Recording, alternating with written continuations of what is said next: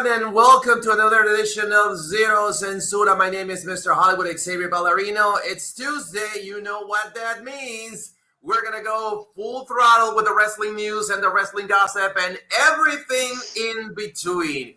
Because let me tell you something, brother.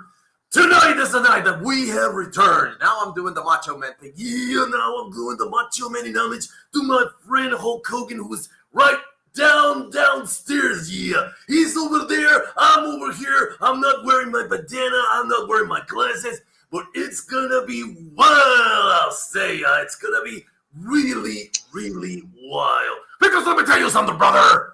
If you think for 1 minute that the red yellow is not gonna tell you what you're gonna do when this program runs wild on you, then I don't know, switch to another show. DRC Dorian Drovalino, welcome to the show. Once again, we're back with this. You know something, Mean Joe. I'll tell you this now. Today, we missed out of it because, it's sadly that we're going to do it for an honor. I know it's overdue for 2 weeks almost, but our schedule is always busy because we're always doing pumping iron and we say our prayer and eat our vitamins. So this one is for you, the Hulkster. But while on you, Ecuador, I see you got the costume. Talk about it. Well, let me tell you something, brother. Right here live on Zero Censura. We all know, brothers, that we're going to go over about Hulk Hogan, the legacy of Hulk Hogan, brother.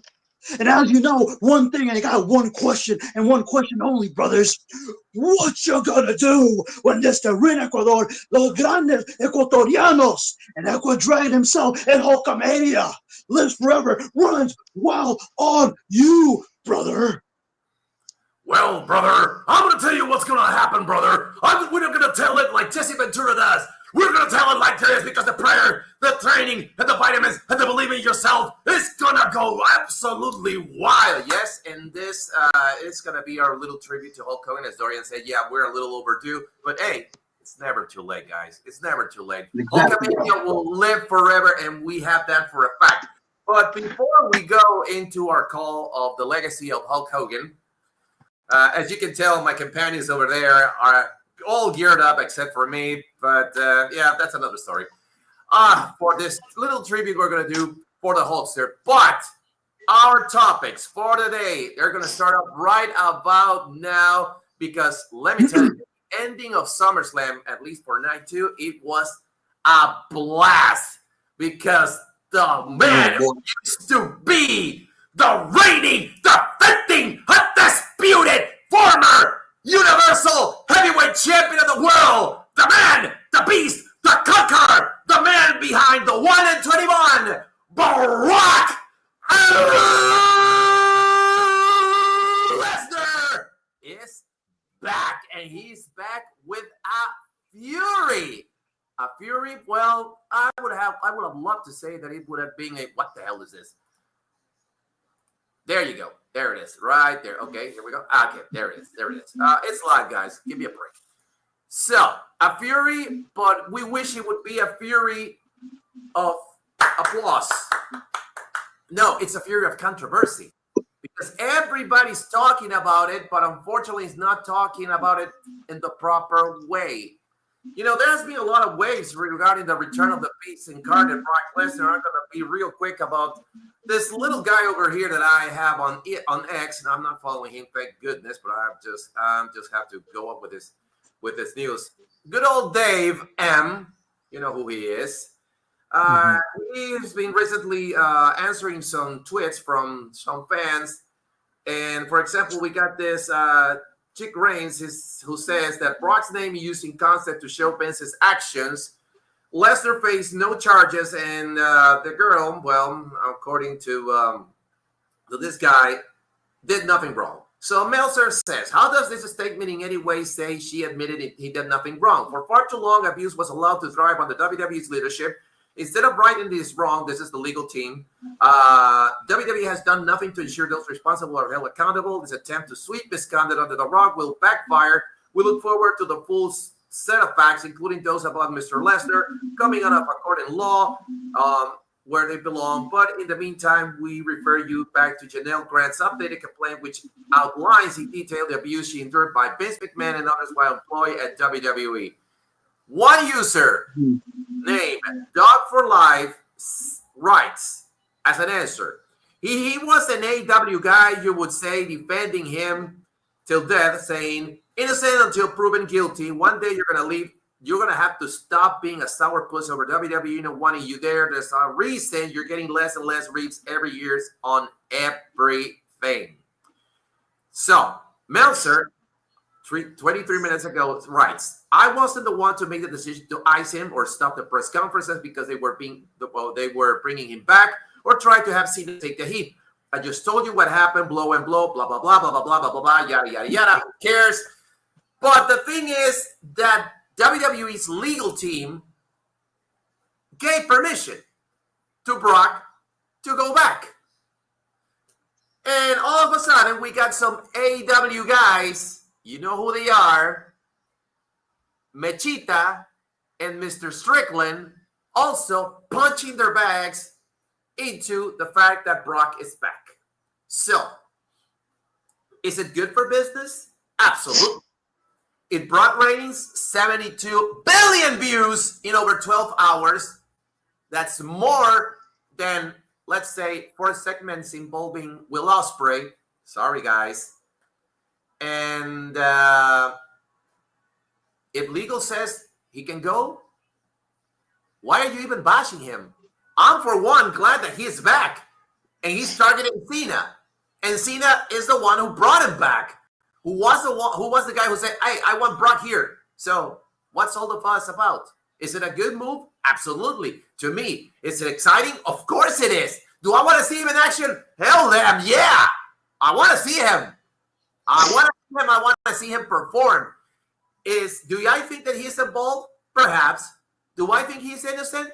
Until proven guilty, I can't say no more. Welcome back, Brock Lesnar. Your call, Dorian. Okay, well, good evening, everyone. So first thing I'm going to say this. I was very fortunate to be on Saturday night 1, but unfortunately I wasn't there on night 2. But I must say this. This thing is just that nobody expected it. Nobody. And you know I have my personal, you know what, but they had no idea either. That was a surprise right there out of nowhere. So here's the thing I'm going to say. I'm glad he's back because you know why? Because now you get to work with younger talent that wants to work with this guy. For example, guys like, Braun Steiner, Big Jonah. Who else? You got a lot of young talents that will give an opportunity to work with this guy. And he could do a shine with it because, Brock Lesnar, it's a joy. You know what? I like him more better than Goldberg. Let's just put it that way. I like him more better than Goldberg because he's the one, at least, he got experience as a great wrestling technician, and he's the one that backed it up, everything. He knows how to sell. He knows how to generate, to put over talent. He'll call the shots. If he wants to, okay, he don't care. But, hey, at least you give it a get good for business. I respect him for that. But the things what's going on with the Jeanette Grant, the thing is that, okay, he did not, but it's just the text. It's just that there's no in the court and all that stuff. Unlike the others, we don't want to get into the details and all that stuff. That's a whole lot of different story. This guy hasn't even done. Just the sickly thing is one thing. That's it. But the rest of it, you know what? There's nothing, and he's not prepared because the only way they would do, you know how cancel culture would do? We'll call their sponsors and tell them that we're not going to do that, and then the sponsor will cut up ties. And I hope they don't do that because you know how cancel culture does these days because they cancel anything that is, for example, the Jacob Fatu. When he was rapping with Rikishi, he said, the N-word stuff, but come on. He's not like others, I don't want to get into.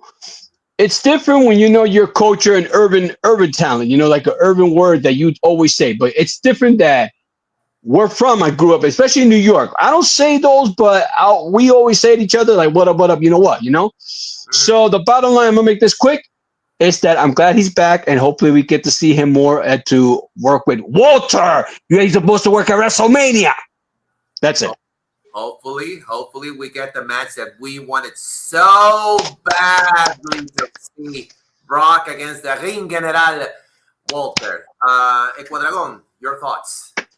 All right, now I'm back to normal right now. So anyway, this caught me off guard on Sunday night. I did not know this man was going to come out of nowhere, but I was very impressed by seeing the views, 75 million views on his debut. And also, according to some people who were there in attendance, and I don't know if Dorian was there on Sunday for SummerSlam, but I heard it was thunderous. The audience, the crowd, they lost their shit when Brock's music played, and then he emerged.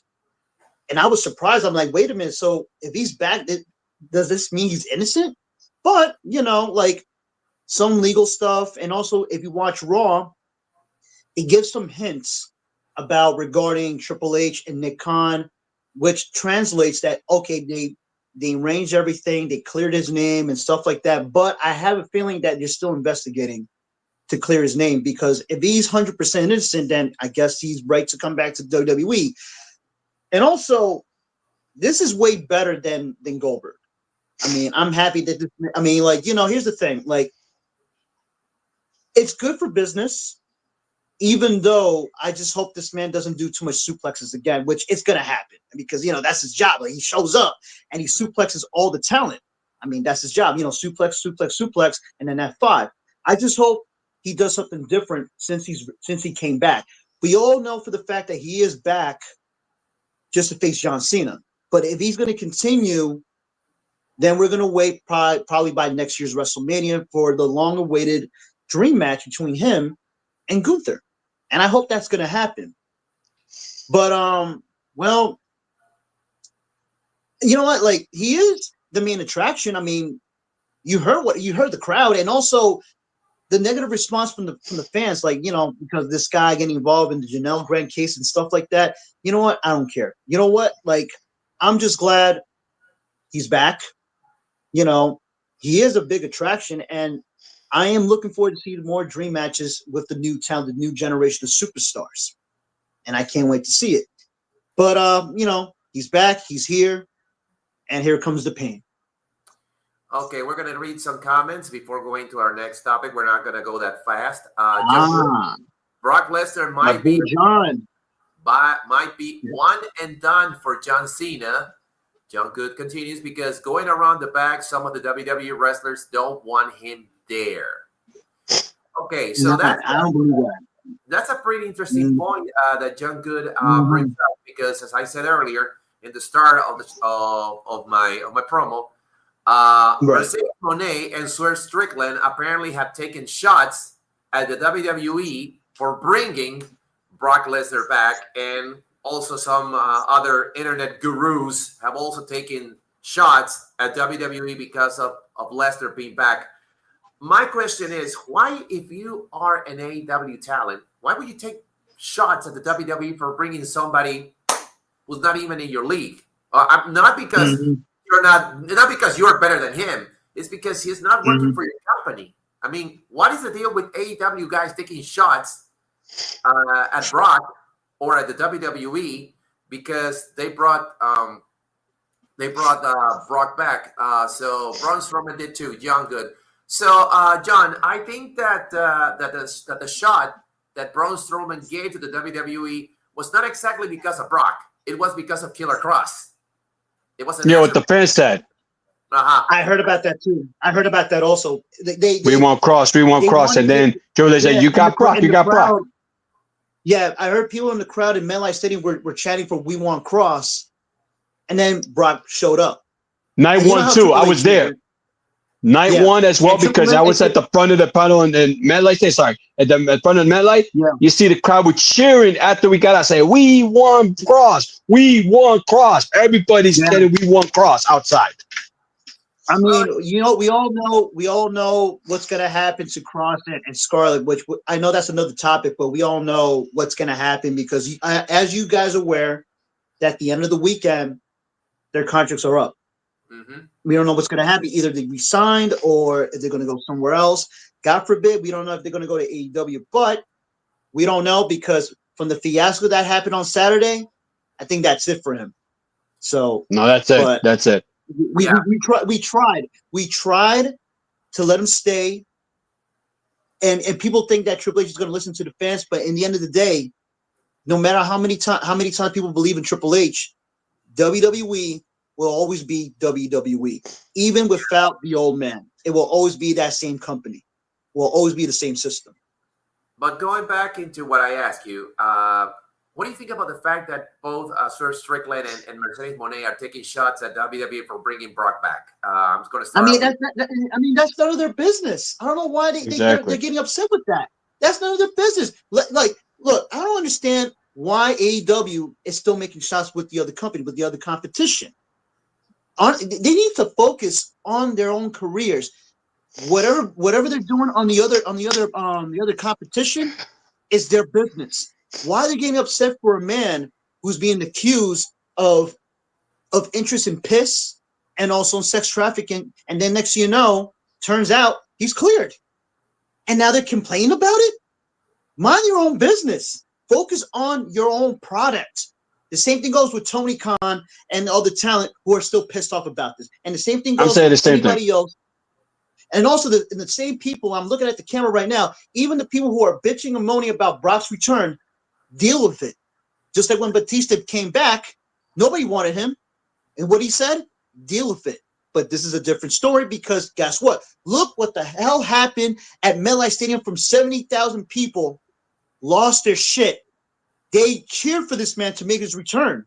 Were there boos? Yes. Maybe a little bit. Maybe Dorian knows. Maybe there was like a handful of boos. Friends would tell me yes. My friends that they were there, they said yeah. They were cheering. They were surprised. Yeah, but there was cheers, right? Were there cheers? Yes. A lot of cheers? Yes. More cheers than boos, I gotta tell you. Yes, they were. There you go. There you go. I don't know why they're complaining about it. There you go. And now we're going to see what's going to happen.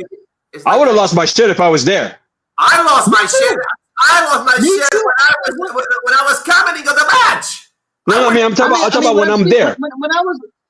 I thought Cody was going to turn heel that night, and then he left. I'm like, all right, never mind. And then he was going to walk away. He was going to walk. Cena was walking away, and then when Brock's music popped up, I'm like, wait, whoa. I'm like, what the fuck? I'm like, what the hell is this? Am I hearing what I'm hearing? And then the whole arena lost their shit. And no, it wasn't editing. Tell me, Dorian, that was not editing. That was real cheers, right? That was that was real cheers. Real cheers.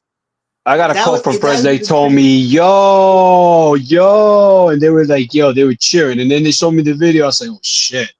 They were like exploded. It was fucking insane. It was monumental. That thing blew up the entire roof. I mean, it went all the way up beyond the sky.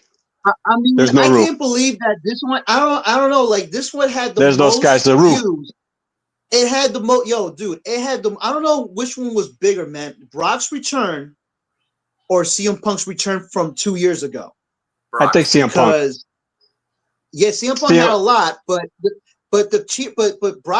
Brock's return, I think his cheers was more louder than Punk's. Yeah, from 2012 was the more, Remember 2012? That's the most. Well, you mean 2023 when he made his return? 2023 when CM Punk made his return? No, 2012 when he returned since he left 2004. Remember after he left, he came back 2012. No, I'm talking about the comparison. He went to AEW. When he went. I'm talking about the comparison, like of the cheers of the return of Punk in 2023. Oh no! I mean, okay, yeah. I mean, yeah. Which one had the loudest? The loudest, I think Brock had the loudest. Punk was loud when he made his return. But I think Brock was way loud. Okay, then Brock. I think Punk had. Now you understand what I'm saying, right? Yeah. And besides, they are both different wrestlers. I mean, even though Punk is kind of like the independent icon, I would have to say that Brock, since he's a killer, and a legit fighter, such a freaking badass that you can't do anything more than just stare at him and cheer for him. This guy's a monster. A great athlete. Yeah. He has and for a man for his age, look at the shape he's in. I mean, I remember when in 2002, like 20 plus years ago, he was a fucking monster. He's still a beast, but he looks more leaner and more healthier. He still Yes. looks like a fucking monster, especially with the beard and the long hair. He looks 100 times more badass He looked when he like a was younger. trucking person. He looked like a big trucking person. When I met him in 02, He looks like he's a a trucker trucker from person. hell. He He's a looks like a person. He was a trucker big from monster. hell. He looks like a trucker from hell, which is 100 times more badass. He looks Yeah. amazing in shape right now. Now I can't wait to see what he's going to do in the ring, and I hope he does better than suplexing a lot of people. I mean, like not over and over and over, because I know in his 40s right now he still looks great. He's still in excellent shape. D-Man, your thoughts about Swerve and Mercedes taking shots at WWE for bringing Brock back? The same thing with what Dragon said. Worry about your product, because the thing is that, okay, they're making their money, they're making the call, and it's not your call, it's Cena's call. They want him back, number one, and you got other people that's going to work for opportunity for saying, okay, I work with Brock Lesnar. So that's one thing. So why those two concerned about what everything that you concern? You're not in the company no more, so you don't have to worry about that. You know, they're not coming to your company. Just worry about you guys. Worry about getting more attendance. Worry about your title raise. Worry about your brand. That's all you got to be worried. Yeah. But unfortunately, Exactly. they don't do that. They don't call that. They don't call themselves a. They don't call themselves players. If you get my drift.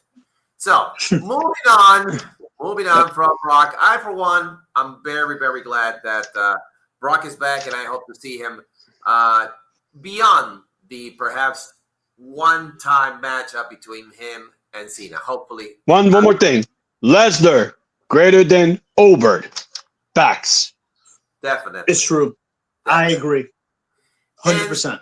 And speaking of getting over, well, apparently we're kind of like, we went round and round and round and round and round and round and round and round and round in circles, and we get what we in Spanish call la vieja confiable. So this guy decides to play a ruse on us, on all of us, and what happens? He becomes the goddamn WCW World Heavyweight Champion. Yeah, the freaking player, the freaking mastermind. Oh yes, we know that who's behind all of this. Yeah, we know that. We know what's the one behind this. But I am not sure if this is called a power play, or perhaps you don't have that much of a faith in your world champions.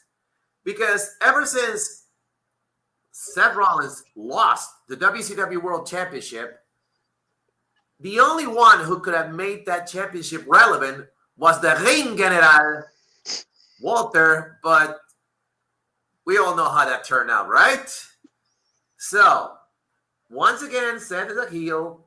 He's bringing his guys, the Bronze, the Brom Broms, the Bomb Drums, the Drum Brums, the Dum Dums, or whatever you want to call it, the former Dangerous Alliance, now called the Vision, apparently. And he played us for fools. He becomes the WCW World Champion. He played us all. Hunter plays us all. So I'm asking this. Why in heaven's name would you do this to Walter? Because I feel so much bad, so much shame and sadness for the King General. If you were going to rotate the belt in order to give it back to Seth Rollins, why would you even create a belt to begin with? I mean, what is the deal with that belt? I mean, it has so much history, and yet it's kind of like, oh, this is the Seth Rollins Gun Memorial belt. Doesn't that remind you of Vince Russo, anyone? So, Yeah. we got played. The bottom line is we got fucking played. We got played for fools. It's a great move at the expense, perhaps, of LA Knight. Yeah, we all know how that turned out yesterday, right? Mm-hmm. Yeah. What is it a wise move to have him as the world champion again, or is it we don't care about the other guys? Uso didn't work. Punk wasn't gonna work. Walter didn't work. So we're gonna give it back to Rollins. I'm starting with you, D-Man. When the whole story about him faking an injury. They were saying, be aware of that. And we were aware of that. And I thought, okay, something's up. So maybe he's going to take a low. And then, sure enough, there's no surprise. And, let's put this way. Let's put this in the bottom line. The days of surprises and do all this stuff. But we got rude about Brock Lesnar. Nobody knew about it. Not even my own source don't know about that. So that was a good touche on Hunter and TKO on that part. But the Rollins thing, at least something like, okay, what can I do to top it up from 10 years ago, So he did that, and, the crowd popped when he dropped the two stick. So he ran up. Everybody was so happy because, like I said, I was in that building. Everybody was applauding. When they said he cashed it in, they were cheering for once they won. And there's a video. I'm gonna post it later on, and I'm gonna give a shout out to my cousin Jaimito for the tickets and all stuff. I gotta give him later for that, and thank you for that. Him and his girlfriend Astrid. So we're all happy about that to see the show, and we enjoyed it. So there's videos and everything about what happened. So anyway, and at the end of the day, this whole thing is gonna be for Seth Rollins to hold the championship. And I don't want to get into detail because I know what the plan they're gonna do, and I'm not happy about that. And my belt, if in case where it is, it's asleep. So I'm not taking it out tonight because I've been holding that shit Saturday, holding that thing in my arm. I had that when I went back in Christmas, at the holiday, hold this thing walking from Madison Square Garden to Grand Central. My arms was tired. And then I went to the thing and I had the other belt. My Lord. And thankfully my cousin, I had, okay, let me put it in the seat to let it rest. I could rest my arm and my legs. And then at the end of the night, my cousins hold one and I hold the other one. So I was like, damn, too much weight to carry that shit. So we'll see what happened with the whole Rollins and the Shulafa, Bronson Reed. Big shout out to the Shulafa. The Shulafa. The only wrestler that I know is gets well paid to steal somebody else's shoes.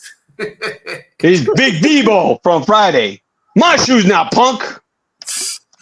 You're calling Quadragon. All right. You know what, man? This was predictable. I knew that he was up to something. I knew that this guy was not injured. Because if you guys saw the replay from Saturday Night Main Event, the way he landed, it was not that severe. It was kind of weird when I saw the replay, and then I think about it. People saying, "Oh, it's legitimate." And I'm like, "Nah, it's a work. It's gotta be a fucking work." And waited and waited and waited, and then he came to SummerSlam, and I knew he was up to something, man. Like, oh, sure, he hold the briefcase and stuff like that, and then out of nowhere, drops the crunches. I say, I fucking knew it. It was predictable. It was not unpredictable. Those type of routines you've seen in pro wrestling, like they feint on an injury and stuff. One of the oldest tricks in the book, even though they did let it make it really legitimate because people believed the shit out of it. Of course, we got played, but I knew this man all along that he was playing with us, and he did fucked us over. Like, he just fucked up our minds, and realizing that this man was not injured, he made it so realistic for us. And you have to give kudos to his wife as well, because Becky Lynch also uploaded a video on her Instagram account where you could see Seth walking in his crutches with his little girl, and I'm kind of, well, if Rebecca is uploading this, then it has to be true, because as you said, I also watched it. I watched it only not once, not twice. I watched it like 3 or 4 times to make sure if it was legit. Then I kind of like figured that, okay, he didn't land awkwardly, but sometimes an injury can happen even with the lowest of falls. Yeah. So I'm kind of like thinking, okay, so he's landing normally. He's not supposed to be injured, yet he somehow falls flat on his ass, and he's grabbing his knee. And I'm kind of like, well, it wasn't a very bad landing, but maybe he kind of like re-injured it or something. And I'm and I got played. I drank the entire. I went through all of it. Yeah. Me too. It's just the way he landed. I ain't gonna lie. He landed. Yeah, of course. I mean, of course, if you landed the wrong way or like slowly, you could still get hurt. Mm-hmm. but it didn't feel like that much severely and shit because I seen over the years of wrestlers like landing really weird and they really legit get hurt, and it's really a scary scene to watch on television. But it's just that like it's astonishing that this guy just played everybody else. But I knew, I mean, honestly though, like to be brutally honest, I knew that this guy was working. I mean, I didn't believe it. I really did believe that he was not legitimately injured because I seen the replay. I'm like, I mean, are you sure he was really injured? And look what the hell happened. I said, I fucking knew it. When he dropped the crunches, I said, I fucking knew it. I said it out loud when I was watching it, when I was watching the pay-per-view. I knew it. I knew that he was not fucking injured. Now, He got us. about Walter, about yeah, what? I'm sorry. He got us because okay, so a couple of days after that, they said be aware of the angle, and I think that they said okay, he probably got us, and then right there, you surely yeah. Yeah, I know. So I he did know. got Yeah, us. I know. And I don't know if on Raw, like the Raw before SummerSlam, I think Paul Heyman was giving a couple of hints. I don't know. He did give some hits to everybody else about Seth's recovery and shit, but he just fucking played us, of course. But I knew that this man was not that injured, and I knew about it. I just believed it. That's it. That's all I got to say. But now the reign with Walter, I was really disappointed, man. Like he lost to Punk, and I knew. I said to myself, Punk is going to lose that title after a few minutes, and it happened. He was not going to hold that belt for a long time. And look He what doesn't want happened. the You belts. know what? What happened? He doesn't want to hold Huh? belts anymore. So he's just putting over, you know. Yeah, Yeah. And He's like AJ. He's like AJ. He doesn't want championships. He wants just to put over people. yeah, and you know what? I mean, the thing is that he put over somebody else who was already champion before. I just don't get it. But now we realize it's going to be a good story because now Punk is going to get his revenge. It's going to take a long time with that, man. And I prefer that Punk, even though he became world heavyweight champion, but that title, I mean, no disrespect to Dorian. I know he loves Goldie, but that still belt, that belt is still the Constellation Championship. Punk needs to go after, he needs to go after the real world championship, which is the WWE title, which Cody's holding right now. But he already got a story. It's going to continue with the feud with CM Punk and Seth Rollins. Will he go after the World Heavyweight title? Don't know because we got Clash in Paris coming soon, and it might be a triple threat. Mhm. Anything can happen. But, you know, I mean, Seth is the champion. And you know what? I'm going to be honest. I was happy that he cashed it in, won it, because I knew Punk was not going to hold that belt. He's not going to hold that fucking belt. And I was right. But What do you think of let's his see what gear? happens. What What do you happened? think of Punk's gear? What do you think of Punk's gear? CM Punk's gear? Oh, what I saw? Yeah, what Pretty do you cool. think? I think. Fantastic Four. Oh yeah, the homage of Fantastic Four, and he said clobbering time, just like from the film. I seen Fantastic Four. It was a real. I mean, let me make this quick. I know it's all about wrestling. Fantastic Four. It was probably a better film than the one from 2004. The film with Jessica Alba and all that shit. This was really good. That was a really. I It was a enjoyed it. really good. I enjoyed it. It was perfect. Finally, they had Galactus in the big screen, and he looked fucking awesome, man. I Yes. seen it. Please don't, It's sorry for people please who are don't spoil it's it for sorry me. for people who are Hold watching on, it. hold on. Please don't Go spoil it ahead, for go me ahead. because I haven't seen it yet. Exactly. All I gotta say is great film. Check out Galactus. He's badass. And in the story, you'll love it. That's all I gotta say. Way better than the one from 21 years ago. The film that I saw with Jessica Alba and Chris Evans and all that shit. This is this is literally a Fantastic Four film. Now, before I move on, I'm glad that Seth is champion. There's going to be more challengers coming in. Too bad LA Knight is not champion. Hopefully one day he'll become world champion one day. But let's see what's going to happen next. Yes, everybody got played because of Seth Rollins. But in my gut feeling, since he got injured, I knew he was working with us.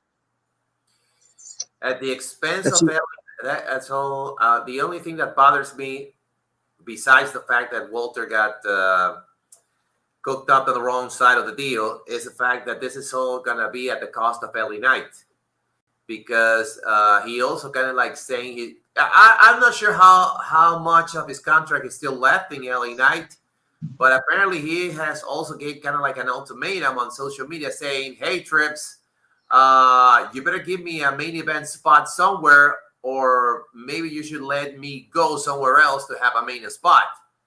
So my thoughts on this is that, yeah, the feud with Seth and Punk is going to continue, but it's going to be at the expense of LA Knight. And yeah, perhaps they're building up LA Knight to finally have a run, but I don't think that that's going to be the case.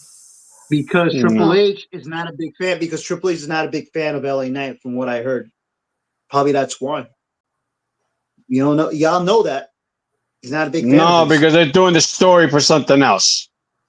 Yeah, I mean, but that's what. But that's what I heard. That's what I heard. But I don't know.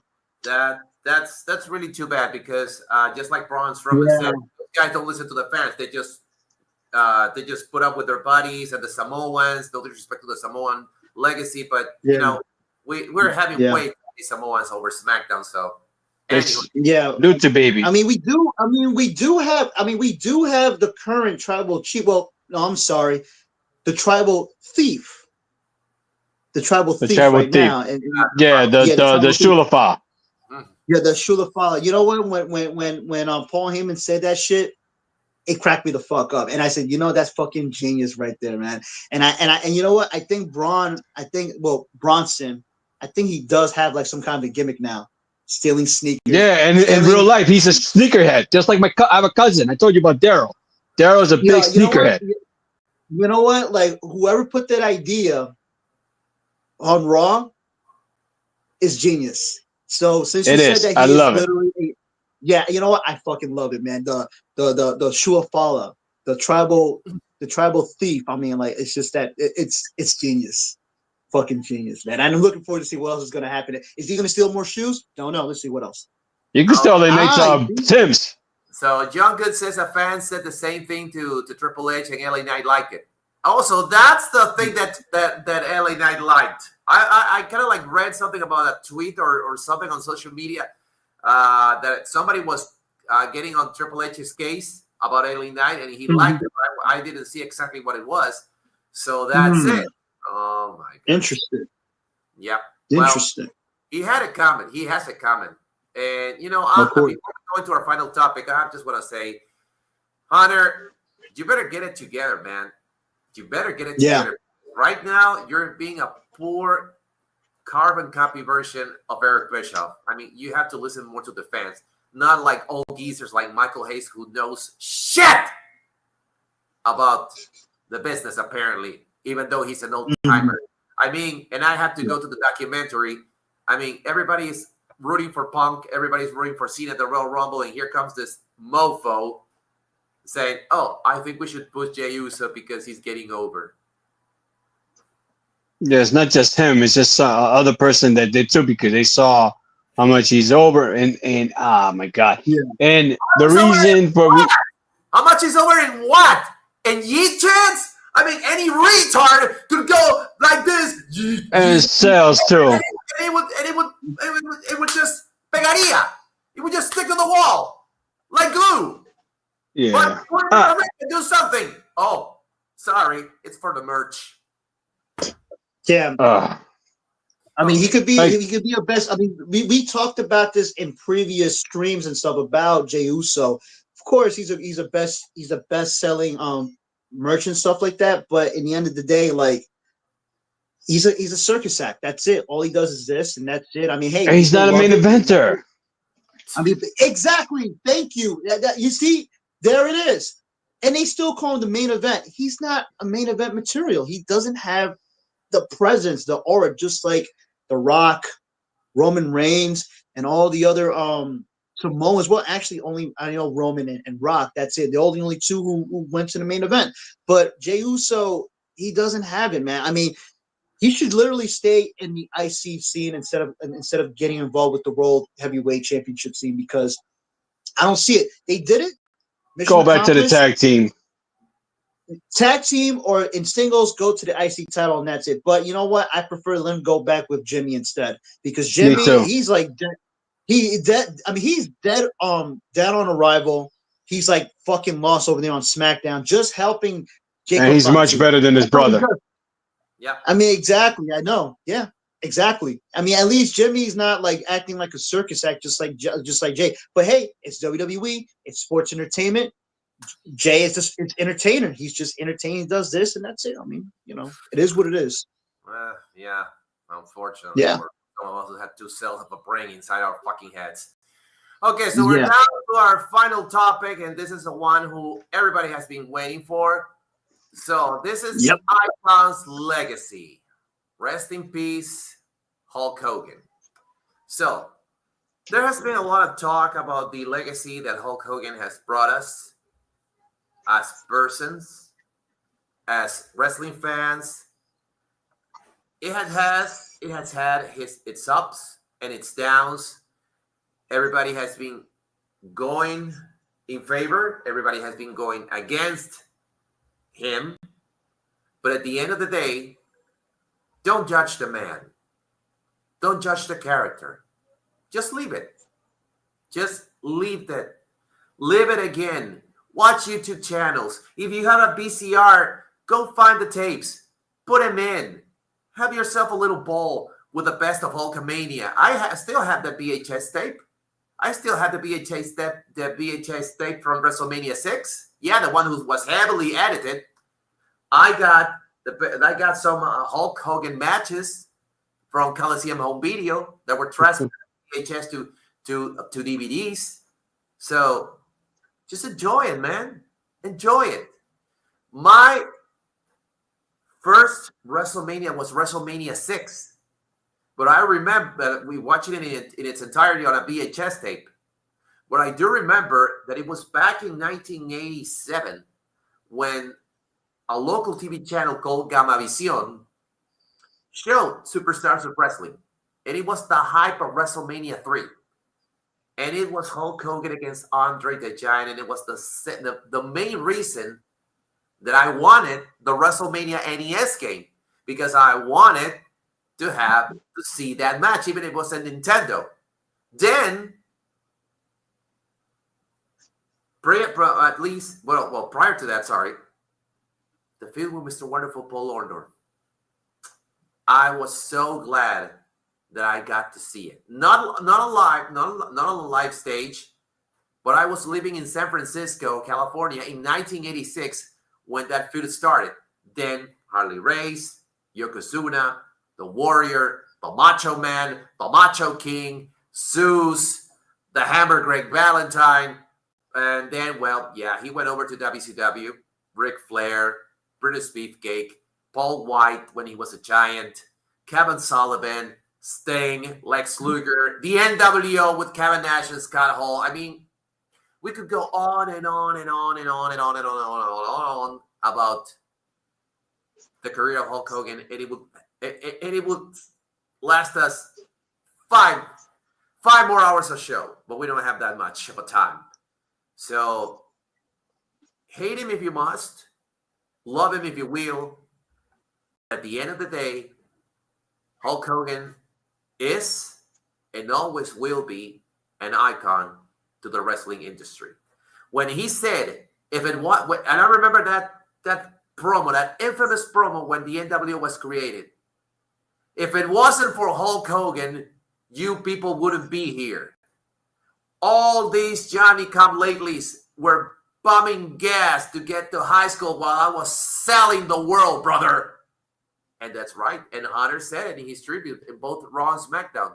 If it wasn't for Hulk Hogan, if it wasn't him, the chosen one, over Dusty Rhodes to beat Shiki on Madison Square Garden back in 1984, none of us would be doing what we're doing here. So, I salute you, Hulk Hogan. May he rest in peace. Dorian. All right. Before I will talk about this, on the 24th that day around 11:30, I was at lunch, and I was looking stuff and everything. And then I looked at person posted, and I see that I thought it was until TMC posted. I said no. And to tell you guys, I cried. I was in the locker room having lunch. I cried. I really did cry because, you know, I follow pro wrestling. I say 86, maybe 85, because my mother was just telling me you were 3 when you love wrestling, but then you started getting more hyped up when you were 4. So yeah, so between 83, 84, because if it was both Hogan and Macho Man, both rest in peace, those guys were the influence that why I love pro wrestling, and it sold me. You know, like why I love to see, because you see giants, you see comic book, and you see like action over there, and you see good guy and bad guys and everything that you say. And then Hogan send you a message saying, "Say your prayers, eat your vitamins," and you know he'll say that he would will do what he do to defeat. And I remember the cartoons, the whole Hogan Rock and Wrestling. I was a kid. Saturday morning cartoons. You see that, and you see him and Roddy Piper with the cartoons, you know. And you watch this, it's like this is something that I enjoy. And when I follow up everything between him and Andre, him and Mr. Wonderful, him and Randy Savage when WrestleMania 4, the finals between Macho Man and Ted DiBiase. Then you see Hogan when Elizabeth brought Hogan. You see the mustache, you go do this and get ready to want to get their hands on Andre and go after it and get it even. And then Macho Man won the world title, and then he became one of the most iconic team that you talk about. But it would unfortunately never won the tag team. They could form the mega powers. The mega powers that it feels the electricity. That was for me was more hyped up that I enjoy. Watching that until what happened with everything that, oh my goodness, the attack, and then he betrayed and all the stuff, and then here comes WrestleMania 5. That was something that I looked at it and I'm like, it's hard for rooting who, because I'm still a fan Macho Man Randy Savage. When Hogan took the title away, I said, you know what? Oh, good, because you love Hogan. Hogan and then Mach, whatever, he could get an opportunity down the line. But no, he moved on, and then later on he became Macho King. So let's just talk more, continue about Hogan. Here's the thing about Hogan's legacy. I will say this before the controversy.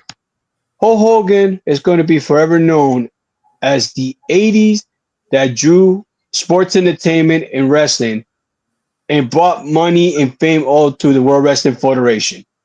And then 94, 93, 94, he ended up going to WCW. Then 96, the July 7, 1996, it changed everything. And people wondering why they don't like this man, and this is what it is.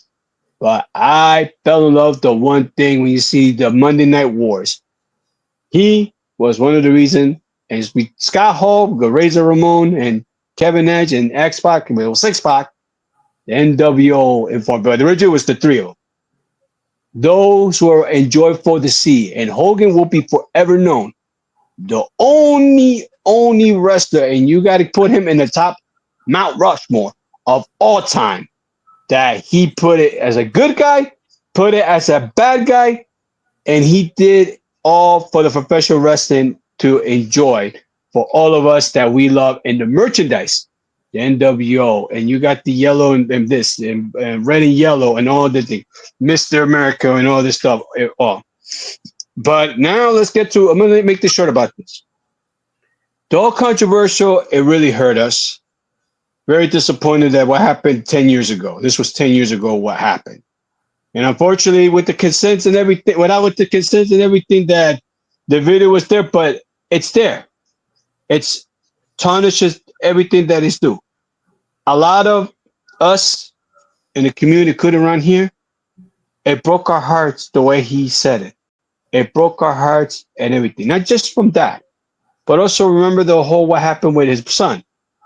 His best friend he's brain dead and all. And he said some stuff that I don't want to get into detail. It really did broke our heart.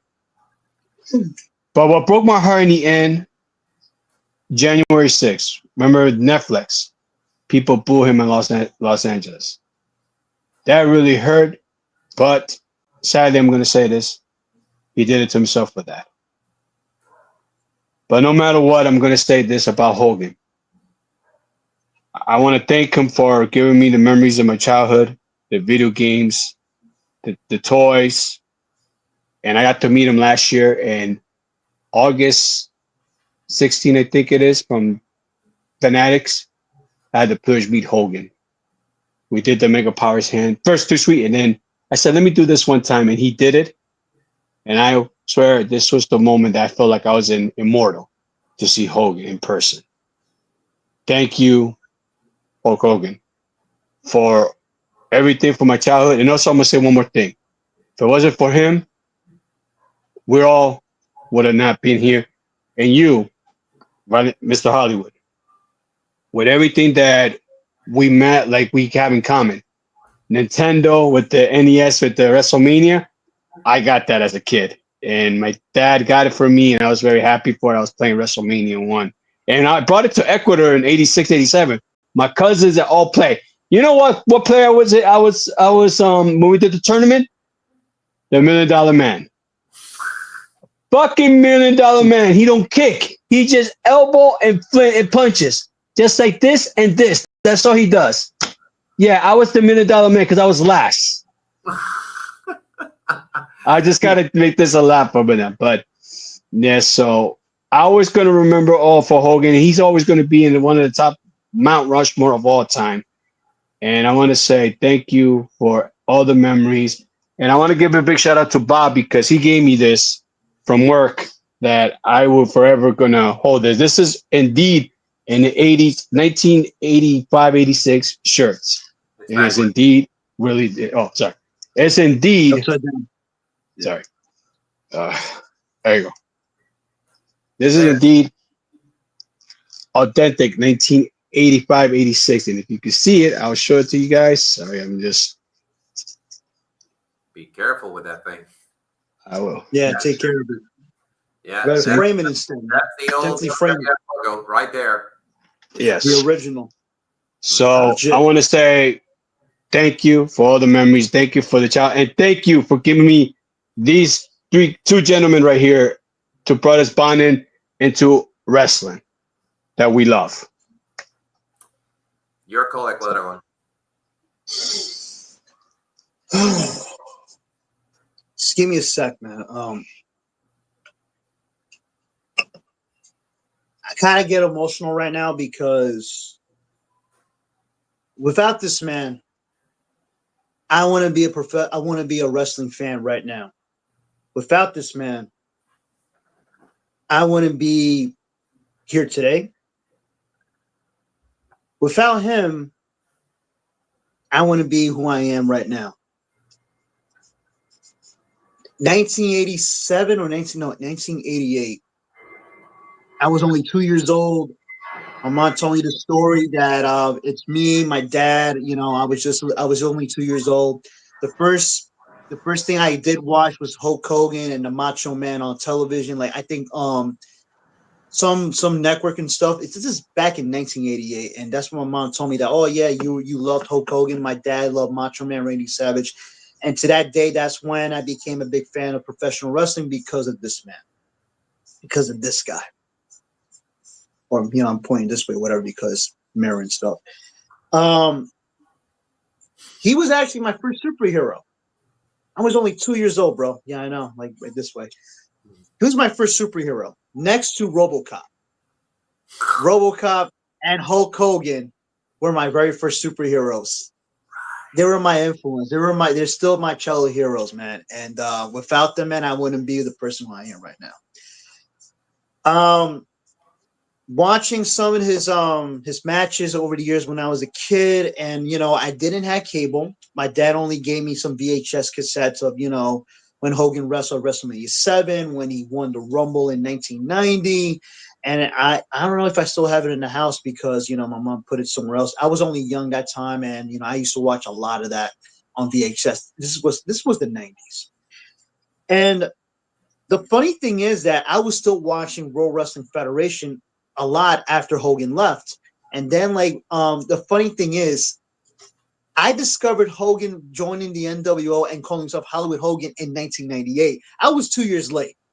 I didn't know anything about it. My dad gave me a VHS cassette about the documentary of the NWO. I'm like, what is this, Dad? It's like, oh, there's Hogan on it and in the cover. I'm like, okay, I'll watch it. And then that's when I discovered, oh, so that's why he looks like that right now. And then I became a fan of his because like, yo, he's badass. I was only like probably 11 years old that time, or 11 or 12 years old when I discovered that Hulk Hogan became a heel.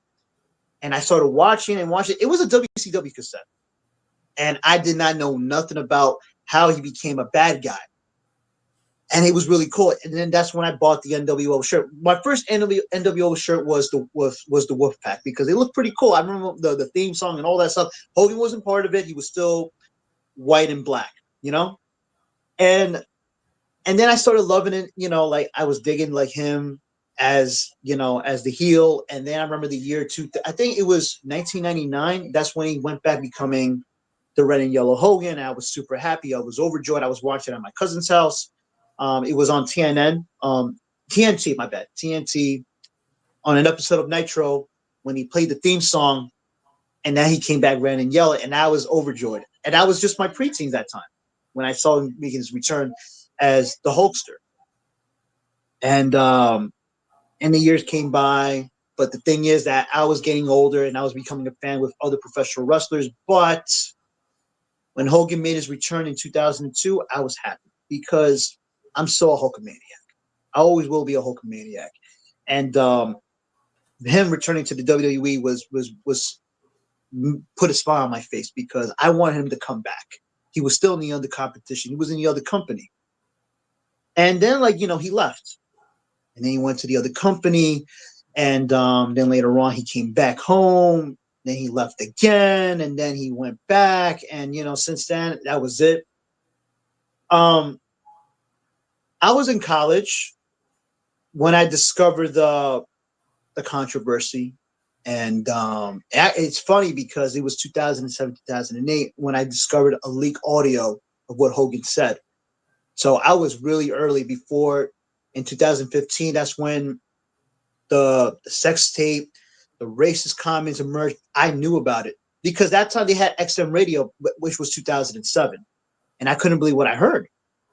And you know, then nobody knew about it. And then like 2015, that's when they had to remove him from the Hall of Fame. And then they let it go. And yeah, we moved on. And then I realized what kind of man he is. But here's the thing I want to tell everybody else out there. Like, just don't forget that there's a different there's the character who we loved and endeared. And there's the person behind the character that you have to like either you love him or hate him. It doesn't matter, man. Because I'm a fan of Hulk Hogan. I'm not a fan of Terry Bollea. But the man repented. He regretted what he did in the past. He did apologize publicly what he said. He really did. Last year he got baptized in church. He became a changed man, even though he did say some bad things about Kamala Harris last year before the election. But you know, it happens to everybody else. It shit happens. You know, just understand for the fans out there who's watching right now. Without Hulk Hogan, professional wrestling wouldn't be this global phenomenon right now. Without Hulk Hogan, these wrestlers right now who are in different promotions in AEW, TNA, in the Mexican, in the Lucha Libre, also in Europe, in Japan. I mean, without him, I would have known nothing about New Japan Pro Wrestling. I would have known nothing about CMLL or none of that stuff without this man. I would have known nothing about professional wrestling. And I really am grateful to be a big fan of his. Without a shadow of a doubt, he will always be the greatest professional wrestler of all time. And I'm not saying it because of wrestling wise, because of his presence, of his aura. He was the true definition of a superstar. And if this man didn't found this man, WWE wouldn't be what it is right now. It wouldn't have been what it is right now. The global phenomenon, what it is today. Without Hulk Hogan, I wouldn't be, like I said again, I wouldn't be here. I wouldn't be talking to you guys. I wouldn't have been having a lot of friends that I know on social media, in school and stuff like that, talking about all that stuff. Without Hulk Hogan, I wouldn't be really happy, you know? I mean, I have interest, in video games, which I met you guys. I'm into video games, I'm into anime, but professional wrestling was always be my first love anyway, because of him. So I just want to say that I would want to thank Hulk Hogan, since he's up there right now looking down. I want to thank him, man. I'm gonna miss him very much. And I remember that day when I found out the news. I thought it was a lie. I thought it was bullshit. It was true. I couldn't cry because I was at lunch when I read that message, man. I couldn't cry. I just stopped listening to my music. I had to like eat slowly with my lunch and stuff, and I started playing, Hulk Hogan's theme song from WCW, which is actually my favorite than Real American. I don't care what anybody says. I love American Made than Real American. Sorry, but that's my opinion. Started playing his theme song for the past couple of days until August came, and I'm gonna miss him. It's just that it doesn't feel real that he's gone. And just want to say thank you to Hulk Hogan. He'll always be the top, the best ever, man. He'll always be immortal. And don't forget, man, like Hulkamania will always live forever and ever until the end of time. Thank you, Hulk Hogan. Rest in peace. Thank you for letting me be here with these guys. These guys are actually not only like my colleagues and stuff, they're also family too. They're family. Ellos son mi hermanos, man, like mi hermanos, and I love them very much. Even though I don't know Hollywood that much, I know you for 2 years, but thank you for like letting me be here and express how I feel, because I'm getting a little emotional because No, it's okay. it's just that I know I'm watching on camera and I'm getting emotional because it's just that I didn't have a chance to cry. It's hard. It's hard when somebody you look up, who gave you insights of life. Just now I can finally cry a little bit, because now in front of the camera I look like a fucking idiot, but it's just that this is real emotional, man. Because I want to be here, man. I want to be here. I want to be a fan right now and meeting these amazing people like you guys and people that I met for the past 30 plus years as a wrestling fan. And I just want to say thank you, man. And I'm going to miss him, and I love him very much. And I'll never forget that one day I finally met him. I have a photo meeting him at New York Comic Con 2014. And the sad part was they said, oh, he's not taking any photos, only autograph. I'm like, all right, cool. But then I told a fan behind me, say, hey, can you do me a favor? Can you take a picture of us while we're talking? He said, oh, yeah, absolutely. Anything, man, because, you're a Hulkamaniac. I'm a Hulkamaniac.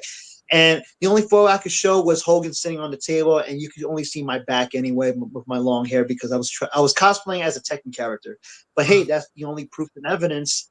And I told him, and I was really nervous. And he was a really big guy, even sitting down this little ass table. He was a giant, man. Like, he was larger than life when I met him in person, And I told him that, hey, Hogan, you're the reason why I got into wrestling. Thank you very much. I'm very sorry that I'm speaking like this. He said, oh, it's okay, brother, man. Like, you're good, man. I love you, brother. I'm like, oh, I love you too. And I gave him a handshake and stuff, and he signed his autograph and stuff like that. But that was the only memory I have of Hogan. Only 2 memories. That one, and also Dorian was with me that night, man. WrestleMania 35. That was the last time I saw him live at a WrestleMania. Finally saw Hogan live at WrestleMania, coming out, doing this thing and stuff like that. And hey, that's the only thing I could think of, man. So, but yeah, rest in peace, Hulk Hogan, the greatest icon, the greatest legend, the greatest professional wrestler of all time. And Hulkamania lives forever, man. Thanks. He will always live forever. That's one thing we have to keep in mind. He will always live with us. He will always live forever. The legacy of Hulkamania is something that you cannot, there are no words to describe it. Definitely. One more thing. Yeah. Go. I was actually there when I see there 2013 or 2014. They did Christmas. they did the whole Hogan Appreciation Night at Madison Square Garden. I was there. When they put the banner up at the raft, I was there. My uncle surprised me. He's like, "Hey, let's go to the Madison Square Garden Hogan Appreciation Night." I was there. How lucky. I forgot about that. I had the picture. I gotta find it. You're very lucky. Definitely. Okay, more comments coming our way. John Good says, I respect Hulk Hogan for what he did for the wrestling business. If it wasn't for him turning heel, we wouldn't have the Attitude Era. I will say that every time. Well, yep, you got that right. Hensai Kuroki, what you gonna do, brother, when Hulkamania runs wild on you? And Hensai says, rest in peace, Hulkster, hasta siempre, brother. Okay, so a little nostalgia thing about this character. Many of you may be wondering, why do I call myself Mr. Hollywood? Why couldn't I find another name? Maybe I could have called myself Professor X or something like that. So I'm gonna make it quick and short. The reason I'm called Mr. Hollywood is because of Hulk Hogan. Originally, my name was Hollywood Xavier. It was because of Hollywood Hulk Hogan. But you see, there was another guy who definitely I would say, was absolutely perfect in everything he did. So I took his very first two letters of the name, Mr. Perfect Henning, and I put it with Hollywood Hulk Hogan. And that is why my name is Hollywood Javier Vallarino. It's because of Hollywood Hulk Hogan. Because we all wore black and white at one time. Others red and yellow.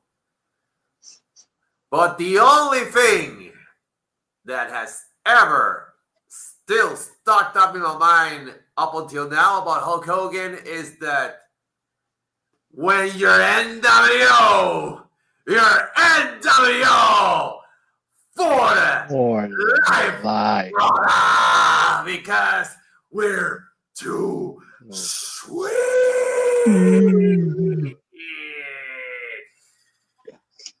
Thank you so much, everybody, for being with us. One final comment. Hulk Hogan has become eternal, brother. That's right. He has come. He's right now with the Warrior and the Macho Man and Andre and the Brain, Bobby Heenan, and many, many others. Who would have thought that Ric Flair would outlive everyone? Thank you so much for being with us, Dorian and Quadragon. Thank you so much for being here. We will all see you tomorrow on the Cuenta de Tres, the joint show with Ladder Wrestling and myself included. So have a good Tuesday, everyone. And don't forget, train, say your prayers, eat your vitamins, believe yourself, be true to yourself, to your country, be a real Hulkamania.